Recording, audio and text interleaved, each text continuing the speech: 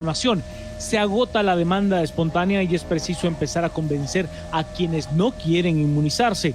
Alta Verapaz es uno de los departamentos que registra el porcentaje más bajo de vacunados y para enfrentar esta problemática se precisa enviar mensajes que tengan en cuenta aspectos de pertenencia cultural. De todo ello conversamos con el doctor Carlos Enrique Mendoza, médico cirujano, epidemiólogo e investigador, Beatriz. Así es, y le agradecemos muchísimo al doctor Mendoza el que nos acompañe hoy aquí en Hora 15. Y la primera pregunta con la que queremos empezar esta conversación, doctor Mendoza, es ¿cuán importante es este aspecto de pertenencia cultural en el momento de desarrollar campañas específicas para grupos que aún dudan ser vacunados? Bienvenido. Bueno, muchas gracias por invitarme aquí al programa de Hora 15, Beatriz. Creo yo que es muy importante y estoy totalmente de acuerdo con el doctor Mark Rondy. Lo que pasa en este tema es que es una situación que es frecuente en cualquier producto o en cualquier acción que uno haga en salud. Esto se basa más o menos a una curva, que es la curva de Rogers, que lo que dice básicamente es que el primer 50% de las personas va a ser fácil que incorporen una actividad. Y si me permite, le puedo dar un ejemplo con la inmunización y como poner un ejemplo como una compra de un nuevo celular. Cada vez que existe un nuevo celular, por ejemplo, de cada 100 personas, un 2.5 de las personas van a ser innovadoras. Significa que esta gente va a hacer cola el día que estén vendiendo el teléfono celular. En el caso de las vacunas es igual. Cuando empezaron a salir había un 2.5% de las personas que estaban dispuestas a colocársela aunque no tuvieran mucha información. Luego sigue un 13.5%, que son personas que son innovadoras rápidas. Y estas personas pues se colocan al llegar la nueva moda, se puede decir. Pero posteriormente tenemos un 34%, que con eso cumpliríamos la mitad de la población, un 50%, que son las personas que se empapan por medios, que ellos mismos preguntan, que investigan y se vacunan. Y en el caso de los teléfonos es esta persona que ve los anuncios y que decide comprar el teléfono. Pero de ahí en adelante tenemos un problema serio. De ahí en adelante tenemos que convencer a las personas para que tomen una acción. En el caso de los teléfonos será una publicidad que compare, por ejemplo, si tienen una mejor batería o resolución. Y en el caso de las vacunas serán programas que lleguen con pertinencia y que tenemos que enfocarlos a cada uno de los grupos de población para poder convencer a esta persona. Y finalmente habrá un porcentaje, la cola, que es un 16%, así como los rápidos, que probablemente no se inmunicen por X o Y razón, o que no compren el teléfono. Este podría ser un abuelito que diga, mire qué bueno que me dijeron que era perfecto el teléfono, pero a mí me estresa, por ejemplo, la tecnología y simple y sencillamente no lo voy a tener. Y en el caso de las vacunas, habrán personas en ese 16% que definitivamente pues por alguna u otra razón no quieran inmunizarse. Doctor, la analogía me parece realmente muy interesante, pero aquí además de la oferta hay quienes le dicen si usted se la pone se va a morir. Hay un concepto de información que también está abundando.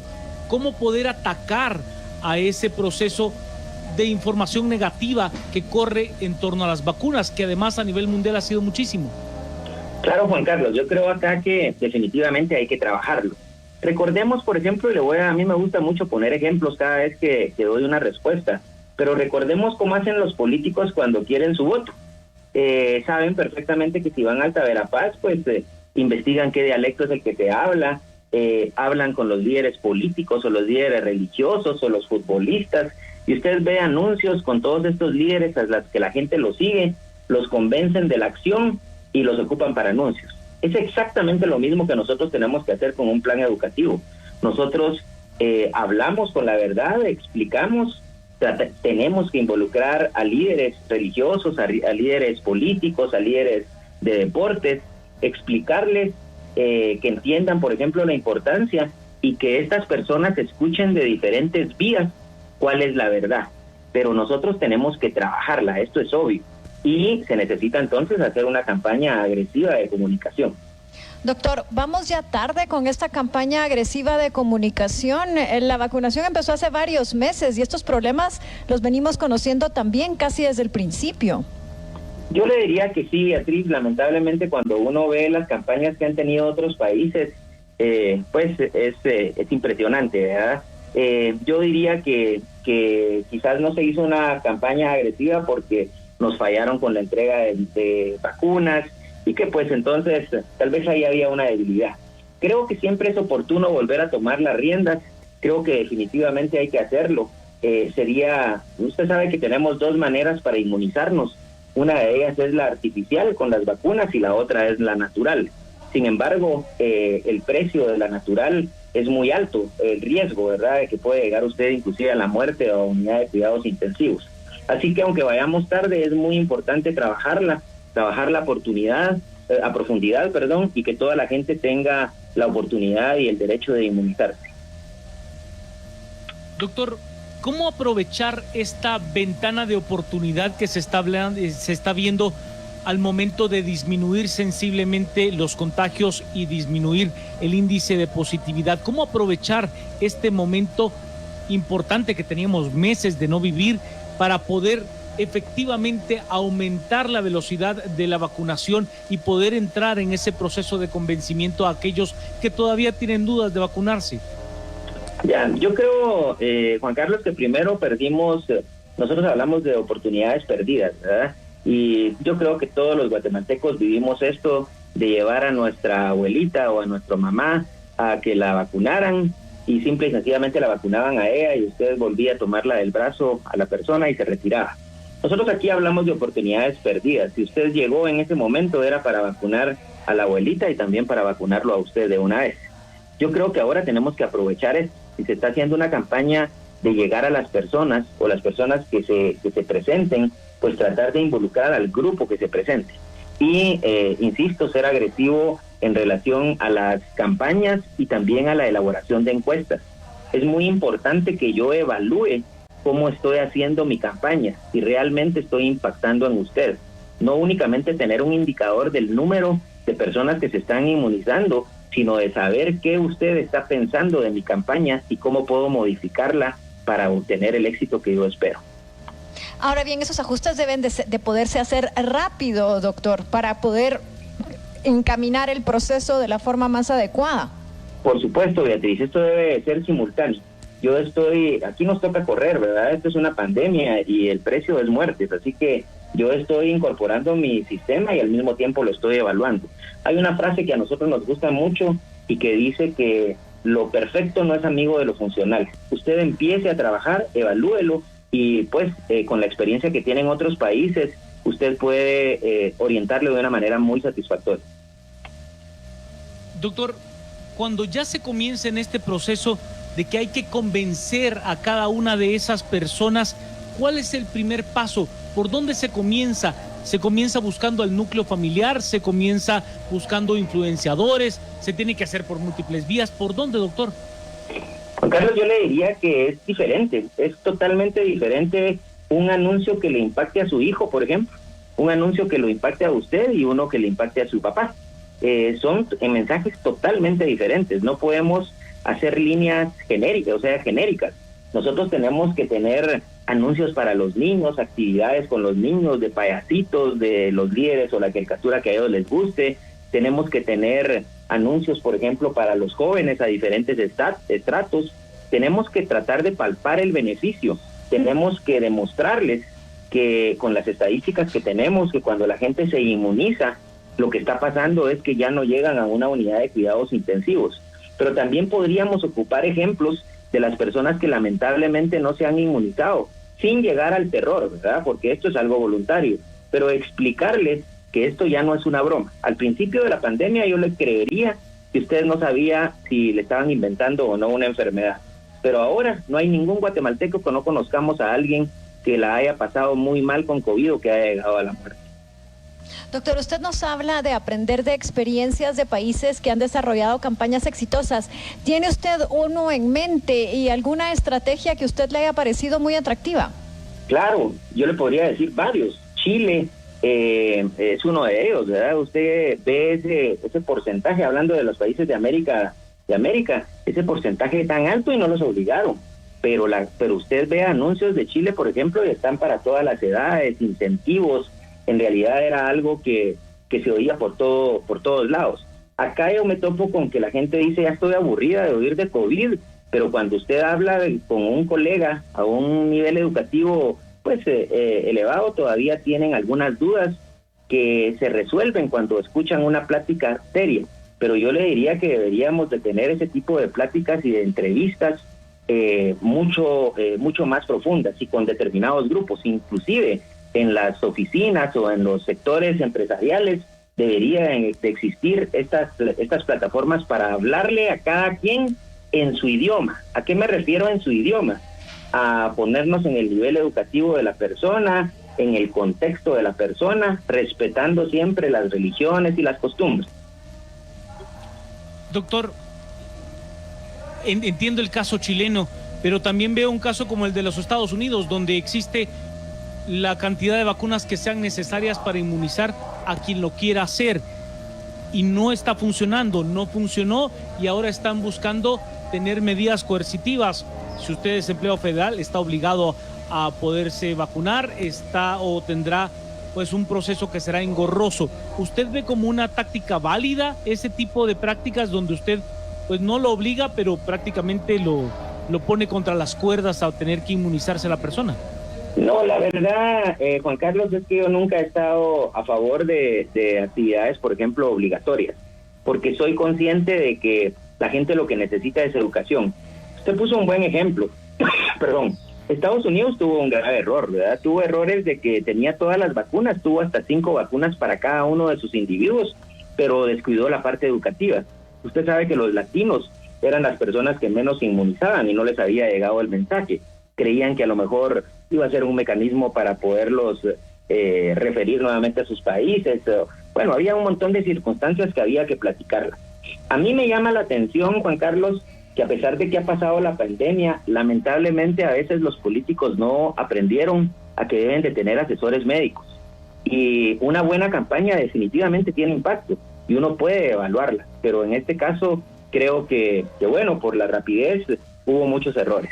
Pero no estoy de acuerdo en la obligación. Yo creo, por ejemplo, si hablamos de los guatemaltecos, el guatemalteco, así como tenemos el dicho de que es chispudo, yo le puedo decir también que es muy inteligente. Si usted le presenta las alternativas y le presenta la verdad sobre la mesa, él va a tomar una decisión inteligente, pero preséntele todas las acciones limpias, científicas, sobre la mesa. Doctor, ¿cuánto le preocupa el que en este momento los casos estén descendiendo y que esto de alguna manera le haga pensar a la gente de que ya no hace falta vacunarse porque ya vamos para afuera con esta pandemia? Excelente pregunta, Beatriz, pero yo le diría a usted y le contestaría con una pregunta. ¿Ha visto usted anuncios en los que le diga no baje la guardia? Yo no los he visto, ¿verdad? Pero ahorita es el momento de recalcarle a la gente, la pandemia no ha desaparecido. Y por otra parte también que el éxito de la vacunación está llevándonos, o que el hecho de que ya haya tantas personas vacunadas nos está llevando a que se reduzcan los casos. Exacto, o sea, aquí es la sumatoria de varios factores, ¿verdad? La inmunidad colectiva usted la va a obtener por varias razones. Una, por la gente que ya está inmunizada, y otra para las personas que ya les dio COVID, que de todos modos van a tener una inmunidad. Pero esto no quiere decir que usted cometa los errores de no seguir las medidas de bioseguridad, como la utilización de la mascarilla, el distanciamiento del 1.5 metros de cada individuo y mantenerse en lugares ventilados. Creo, solo para terminar de responder la pregunta, que nos hace falta que todos los organismos estemos en línea. Yo creo que también hay que supervisar los negocios nuevos o los negocios que ya existen en relación a la ventilación. Yo creo que los que van entendiendo van poniendo su ventilación, pero existen algunos que les hace falta. O si usted lo ve, todavía hay muchos lugares que todavía hay una alfombrita antes de entrar. El COVID no se pega por los pies, no se pega por la suela de los zapatos. Eso le puede decir a usted que hace falta mucha educación aún. Doctor, durante la pandemia se ha hablado mucho de los picos que se dan a partir de las celebraciones cotidianas que se tienen dentro de las diferentes sociedades. Para nosotros el 1 de noviembre es una de esas fechas. ¿Usted ve riesgos en la celebración del día del 1 de noviembre, el Día de Todos los Santos?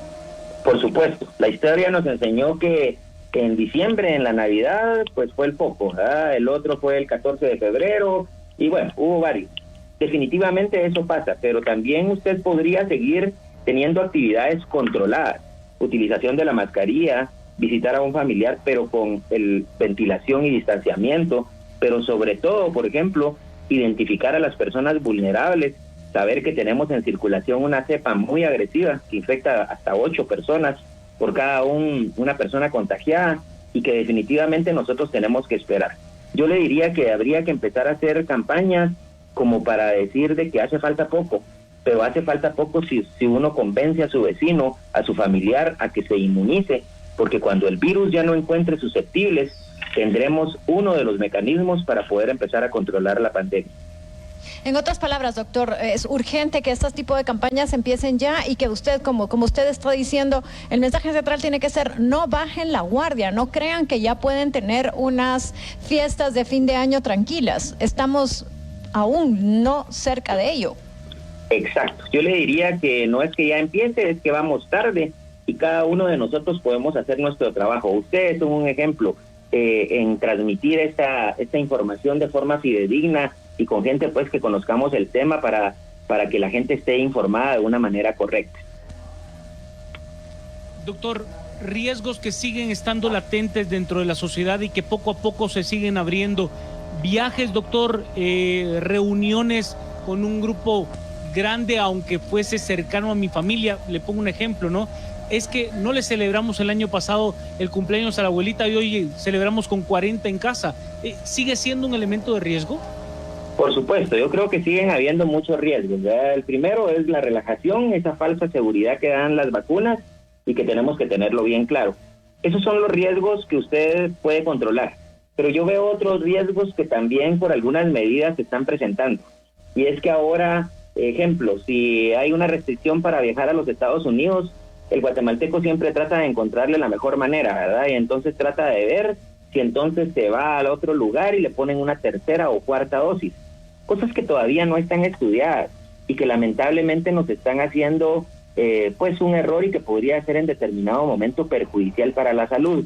Pero más importante aún es que si tenemos la escasez, que aún no hay, todas las personas del globo terráqueo aún no tienen una dosis, pues sería un poco antiético acabarnos esas vacunas cuando todavía hace falta mucha gente por inmunizar. Sí, usted se refiere a las personas que ya están reforzando dosis y que se fueron a vacunar fuera, por ejemplo. Claro, a mí me parece, sinceramente, yo cada vez que una de estas personas me pregunta, como me tengo que ir a Estados Unidos y yo tenía las 2 de Sputnik, entonces estoy pensando irme a tal país y ponerme la de Pfizer, por ejemplo. O ponérsela aquí. Exacto, pero la primera pregunta que yo le hago es, cuando usted ¿se inmunizó para visitar un país, para viajar, o se inmunizó por su salud? Porque usted no quería llegar a una unidad de cuidados intensivos o a la muerte. Ahí está la respuesta. En efecto, doctor, ¿cuán cerca cree usted, y esto ya es para cerrar, que la Organización Mundial de la Salud avale a la vacuna Sputnik, que es la que tiene preocupados, como usted está diciendo en este momento, a muchos guatemaltecos por el tipo de restricciones de movilidad que llegarán a tener en un momento dado? Yo creo que muy poco. La Organización Mundial de la Salud ha hecho un excelente trabajo y ellos lo único que hicieron en el caso de Sputnik es sugerir que deberían de componer en una planta un poco de infraestructura para no tener problemas con calidad de la vacuna. No dijo que la calidad de la vacuna estaba mal. Pero recordemos que la Organización Mundial de la Salud sugiere también, pero no es un ente rector. Estas son acciones que está tomando cada uno de los países que tienen la libertad de hacerlo. Y muchas veces pues dicen que es la organización, pero no es la organización la que es un ente rector, sino que cada país toma sus decisiones. Yo creería que esto va a cambiar rápidamente, ¿verdad? Recuerde que si hablamos del caso de Sputnik, estamos hablando de 70 países y millones de personas que fueron inmunizadas con una vacuna muy buena como es Sputnik V. Entonces creo que van a tener que meditar nuevamente sobre el tema y estamos a muy poco de que la Organización Mundial de la Salud se ponga de acuerdo con estas sugerencias que hizo. Pues bien, muchísimas gracias al doctor Carlos Enrique Mendoza, médico cirujano, epidemiólogo e investigador, por haber estado con nosotros aquí en Hora 15.